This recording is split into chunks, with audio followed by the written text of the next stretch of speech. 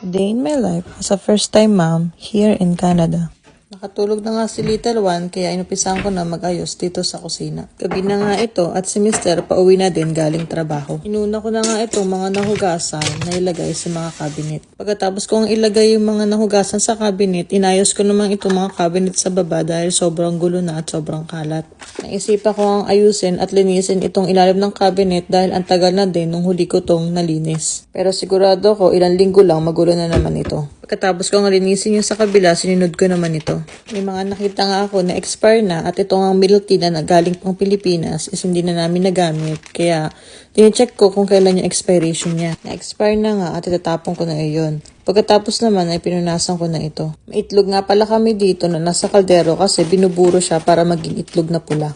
Pangalawang beses na nga ni Mister na gumawa ng gantong itlog na pula kaya sabi ko sa kanya gumawa siya ulit. Masarap at lasang itlog na pula naman siya kaya gumawa kami ulit. Kailangan nga nasa madilim na lugar ito nakalagay. Katapos nga sa baba, sininod ko na itong taas na cabinet.